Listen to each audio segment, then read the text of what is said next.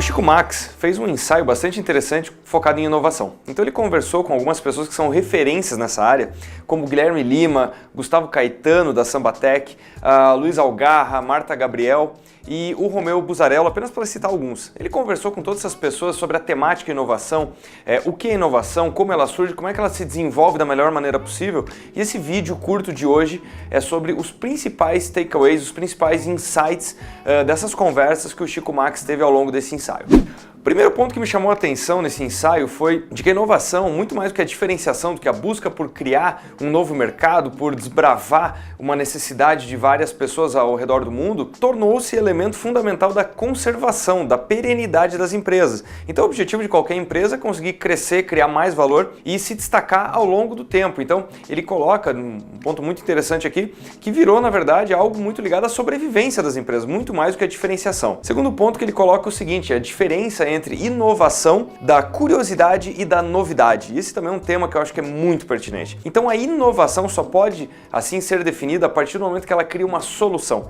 E uma solução, por definição, ela é economicamente viável, porque ela é percebida como valor pelas pessoas. Ou seja, a meritocracia dessa solução é dada, esse aval é dado de forma externa, é dado pelos usuários. Ou seja, quando uma massa de usuários vê valor naquela solução proposta, ela se torna viável e isso se chama inovação. Quando nós completamos esse ciclo. Ou seja, não basta simplesmente ser novo ou tentar transgredir o mercado ou ter uma proposta diferente. Ela tem que ser assim percebida pelos usuários. Um outro ponto é que a inovação tem se tornado uma buzzword, uma palavra que todas as empresas falam, todas elas colocam na sua declaração de valor, apesar de poucas delas entenderem a fundo o que de fato é inovar, mas a inovação está se tornando assim como a gestão da qualidade nos anos 80.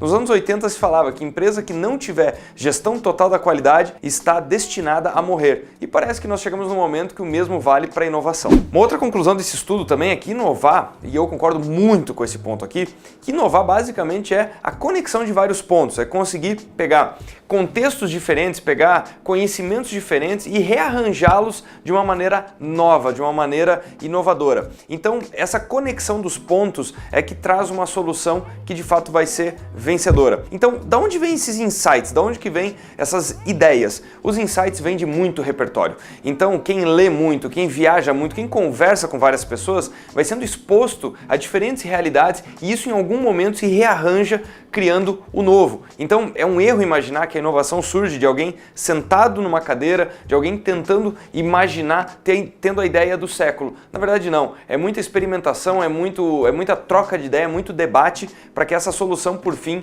surja. Uma discussão importante aqui é sobre contexto. Então, tem uma frase muito poderosa do Buzarello que ele coloca o seguinte: as empresas elas não só morrem por não inovar, mas elas também podem desaparecer por fazer o certo por tempo demais. Essa frase é extremamente valiosa, porque ele coloca o seguinte: as empresas, e tem várias delas, nem todas estão buscando inovações ou mesmo inovações disruptivas. Muitas delas continuam fazendo o mesmo produto, tentando propor a mesma solução para o mercado há décadas e elas continuam tendo resultados financeiros. Então, veja, o ponto aqui é entender em que momento que o contexto muda, em que momento que o consumidor muda. Muitas delas continuam fazendo isso e pode ser uma aposta bastante arriscada, porque ela tem sucesso hoje, mas o contexto muda e numa velocidade cada vez maior. Então, a partir da hora que o contexto muda, é necessário uma inquietude, é necessário uma insatisfação e um perguntar de como as pessoas vão consumir isso no futuro. E não necessariamente perguntando isso para elas. A Marta Gabriel coloca aqui que se você perguntar para o consumidor, ele por muitas vezes vai estar satisfeito com a forma como ele consome, mas ter a capacidade de entender para onde essa onda vai no futuro e começar a criar essas soluções é que cria grandes ganhos. E o tamanho desse ganho está diretamente relacionado à certeza. Ou seja, se a sua empresa ou se você mesmo está criando uma solução que você consegue ter muita certeza de que no curto prazo vai funcionar, provavelmente o ganho não vai ser tão grande assim. Porque o grande pulo de criar grande valor também é saber arriscar. De outro lado, a inovação não necessariamente precisa ser disruptiva. Então é entender que as empresas elas têm portfólios de inovação. Ou seja, muito provavelmente, aqui o Gustavo Caetano coloca de uma forma bastante sábia, sábia, muito provavelmente um bom equilíbrio. São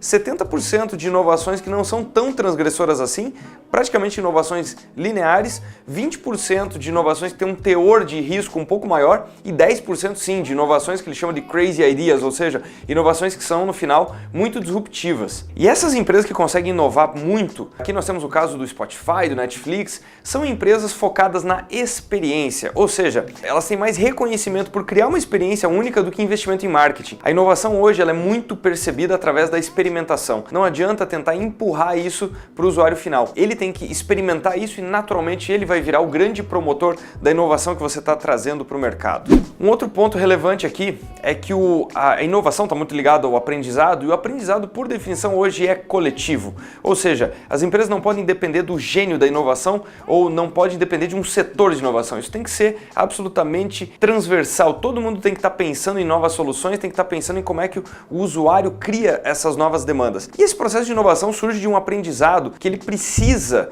de uma suspensão de julgamento. São grupos pensando em soluções e eles vão errar. O erro aqui faz parte. Então, esse documento também traz uma discussão que o erro é muito punido no Brasil, enquanto que nos Estados Unidos ou em algumas outras culturas ele é visto como parte de um processo de aprendizado. Claro que o aprendizado é o mínimo que você pode fazer com o erro, mas é importante entender essa cultura que ela tem que ser muito patrocinada por quem comanda a organização e trazer essa condição da suspensão do erro, da suspensão do julgamento com relação ao erro e encarar isso como parte de um processo de aprendizado.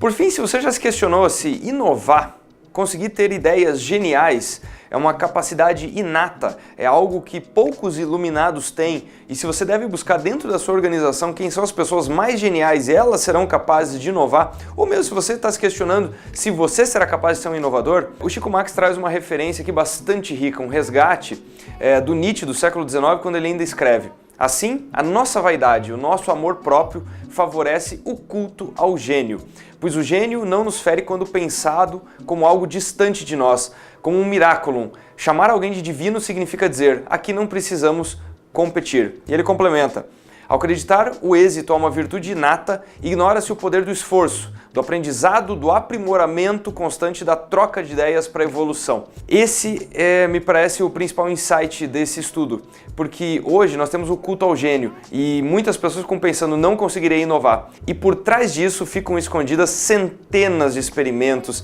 centenas de horas de tentativa e normalmente se você pesquisar, as histórias de grandes empreendedores são histórias errantes, são pessoas que tentaram por várias vezes construir negócios e fracassaram. Então quando nós pegamos casos como inovadores que conseguem acertar pela primeira vez, é o ponto fora da curva do ponto fora da curva. Então nós não podemos só nos ater a essas histórias, nós temos que levar em conta que é um esforço diário de tentar entender esse contexto do mundo, tentar entender para onde as pessoas vão olhar no futuro e tentar melhorar um pouco a cada dia essa experiência. Então essa discussão é bastante valiosa. Recomendo a leitura desse documento do Chico Marx, é um grande trabalho, é um grande compêndio de ideias de pessoas que estão pensando em inovação no Brasil.